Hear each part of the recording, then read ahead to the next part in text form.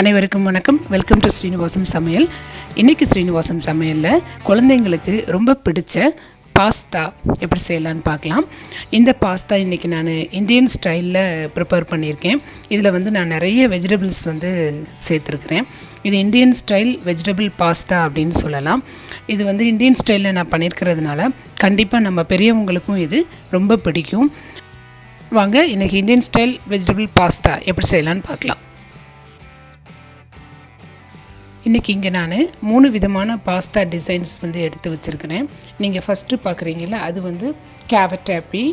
அதுக்கப்புறமா இந்த ரெண்டாவது இருக்கிற பாஸ்தா ரிகாட்டனி பிக் அப்படிங்கிற ஒரு வெரைட்டி. அப்புறம் இது ரிகாட்டனி ஸ்மால். இது போக பாஸ்தாவில் இனி நிறைய வெரைட்டி இருக்குது. அதாவது லசாகினி, ஸ்பகேட்டி, ராவியோலி, ஃபெட்டூச்சினி, அதுக்கப்புறமா கலா மராட்டா, இப்படி இந்த மாதிரி நிறைய வெரைட்டிஸ் இருக்குது பாஸ்தாவில். நீங்கள் என்ன விதமான பாஸ்தா எடுத்துக்கிட்டாலும் சரி, ஒரே விதமாக இருக்கிற மாதிரி பார்த்துக்கோங்க. அதாவது ஒரே விதமான டிசைன்ஸ் பார்த்துக்கோங்க. அப்போ தான் அது ஒன்று போல் நல்லா வேகும். வாங்க இப்போ எப்படி செய்யலான்னு பார்க்கலாம். ஒரு பேனில் இந்த மாதிரி தண்ணி எடுத்துக்கோங்க. அதுக்குள்ளே லேசாக உப்பு சேர்த்துக்கோங்க.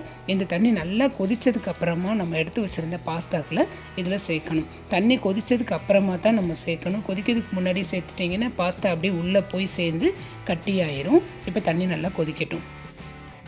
இப்போ பாருங்கள், தண்ணி நல்லா கொதிச்சிருச்சு. அது கூடவே 1 ஸ்பூன் அளவுக்கு எண்ணெய் சேர்த்து லேசாக கலந்து விட்டுருங்க.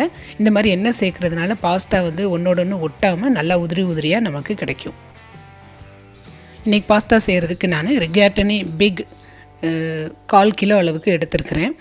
இப்போது இந்த 1/4 கிலோ அளவுக்கு நம்ம எடுத்த பாஸ்தா இது குக் பண்ணதுக்கப்புறமா அப்படியே நல்லா டபுள் ஆயிரும்.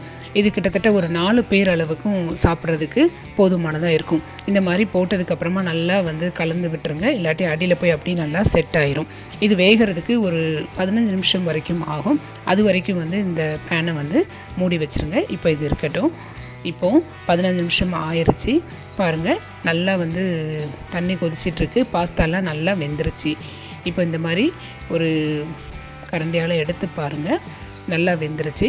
ஒரு ஃபோர்க்கு ஒரு நைஃப் வச்சு இந்த மாதிரி குத்தி பாருங்கள். அப்போ உள்ளே அமுங்குனுச்சுன்னா வெந்துருச்சுன்னு அர்த்தம். இப்போ நம்ம பாஸ்தா பண்ண ஆரம்பிச்சிடலாம். இப்போ நம்ம வேக வச்ச பாஸ்தா எல்லாத்தையும் இந்த மாதிரி ஒரு பாத்திரத்தில் குளிர்ந்த தண்ணியில் போட்டு அப்படியே எடுத்துக்கோங்க. இந்த மாதிரி போட்டு எடுக்கிறதுனால பாஸ்தா ஒன்றோட ஒன்று ஒட்டாமல் ரொம்ப நல்லாயிருக்கும். சாப்பிட்றதுக்கு நல்லா உதிரி உதிரியாக இருக்கும் பாஸ்தா நம்ம செய்கிறப்ப. வாங்க இப்போ காய்கறியெல்லாம் வதக்கிடலாம். முதல்ல ஒரு பேனில் 3 ஸ்பூன் அளவுக்கு எண்ணெய் ஊற்றிக்கோங்க.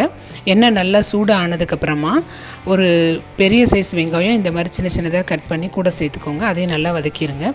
ஒரு பெரிய உருளைக்கிழங்கு இந்த மாதிரி சின்ன சின்னதாக வெட்டி அதையும் கூட சேர்த்துக்கோங்க.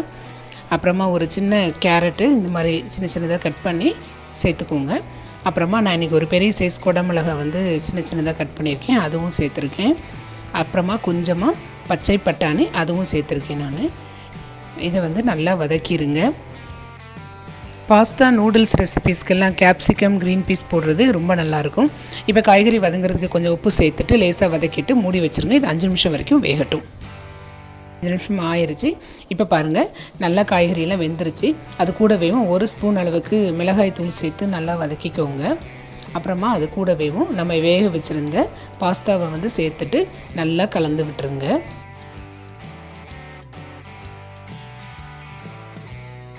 இப்போ பாஸ்தாவுக்கு தேவையான உப்பு இன்னும் கொஞ்சம் சேர்த்துக்கோங்க. ஏற்கனவே நம்ம சேர்த்துருக்கோம், பார்த்து கவனமாக சேர்த்துக்கோங்க.